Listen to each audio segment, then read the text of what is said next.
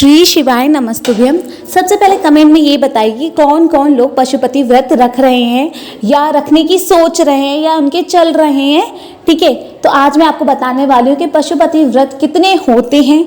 ठीक है, किस दिन रखना चाहिए, किस दिन छोड़ना चाहिए, कब से शुरू करने चाहिए, ये सारी जानकारी मैं आपको बताने वाली हूँ। सबसे पहले मैं आपको बता देती हूँ कि पशुपति व्रत 5 होते हैं और 5वें पर उद्यापन होता है। ठीक है, टोटल व्रत 5 ही होते हैं। अब बात करते हैं कि किस दिन इसे शुरू कर सकते हैं। आप पशुपति व्रत किसी भी सोमवार से शुरू कर सकते हो। ऐसा नहीं है कि आपको शिवरात्रि से शुरू करना है कि सावन से शुरू करना है। आप पशुपति व्रत कभी भी शुरू कर सकते हो। देखिए, जैसे समस्याएं होती हैं, प्रॉब्लम्स होती हैं, वो बताकर तो आती नहीं है कि हम इस समय आने वाले हैं। ठीक है, तो जब आपको लगे ना हमारा काम नहीं हो रहा, हमारी समस्या बहुत ज़्यादा होती जा रही है, आप अगले मंडे से या जो भी मंडे पड़ रहा हो आप उस दिन शुरू कर दीजिएगा पशुपति व्रत। इसके लिए कोई भी दिन वगैरह मतलब ये नहीं देखा जाता कि आपको जनवरी से शुरू करने हैं या फरवरी से करने हैं, आप किसी भी मंडे से शुरू कर सकती हैं। अब बात करते हैं कि पशुपति व्रत बीच में छोड़ सकते हैं। इसका आंसर है बिल्कुल नहीं। देखिए, अगर कोई भी समस्या नहीं है, कोई भी प्रॉब्लम नहीं आई है बीच में, ठीक है, रजो धर्म बीच में नहीं आया, कोई आपका व्रत बीच में नहीं पड़ा, तो आपको वो 5 व्रत लगातार करने हैं, छोड़ना नहीं है। ठीक है, अब बात करते हैं यदि सोमवार के दिन रजो धर्म आ गया या फिर आपके कोई और व्रत पड़ गया, कोई दूसरा व्रत आ गया, जैसे एकादशी का आ गया, पूर्णों का आ गया, प्रदोष का आ गया, तो क्या करना है आपको। देखिए, व्रत तो रखना है, ठीक है, लेकिन आपको पूजा नहीं करनी भगवान शंकर की। देखिए, जब दूसरा व्रत पड़ता है ना, ठीक है, तब तो आपको वो व्रत छोड़ देना है, क्योंकि आप जैसे कि मान लीजिए अब नवरात्रि चल रहे हैं।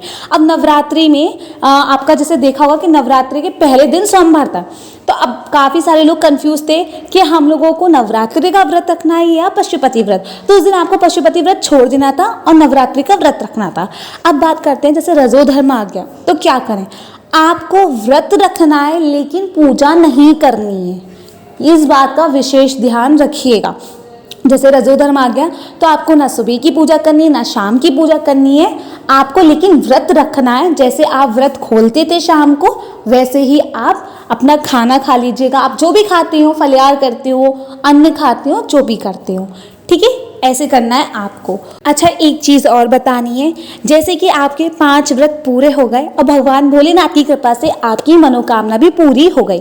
अब आप सोच रहे हैं कि मैं दोबारा पशुपति व्रत रखना चाहती हूँ। ठीक है, मान लीजिए आज सोमवार है, आज आपके व्रत पूरे हो चुके हैं, अब आप अगले मंडे से व्रत रखने की सोच रहे हैं, तो आपको ऐसे व्रत नहीं रखने। जब आपके 5 सोमवार कंप्लीट हो जाए तो कम से कम 1 या 2 सोमवार का बीच में गैप देना है, उसके बाद व्रत रखिएगा। आपके जैसे आज कंप्लीट हो गए तो अगला जो सोमवार आने वाला है उस पर आपको व्रत नहीं रखना। कम से कम आप 15 दिन का गैप देकर, मतलब 15 दिन में आपके 2 सोमवार आ जाएंगे, 2 सोमवार को छोड़कर फिर पशुपति व्रत रख सकते हो आप लोग, कोई दिक्कत वाली बात नहीं है। काफ़ी सारे लोगों ने तो ये भी बोल रखा था कि पशुपति व्रत सिर्फ एक बार ही रखते हैं। नहीं, हम कितनी बार भी रख सकते हैं, बस थोड़ा सा नियम पता होना चाहिए कि कब रख सकते हैं कब नहीं रख सकते। अगर पशुपति व्रत से संबंधित कोई भी जानकारी हो जो आपको समझ नहीं आ रही हो, मतलब कोई भी डाउट्स हो, कोई भी आपको कंफ्यूजन हो रहा हो कि ये चीज़ कैसे होगी, आप कमेंट करके ज़रूर पूछ सकते हो। ठीक है, हर हर महादेव, श्री शिवाय नमस्तुभ्यम।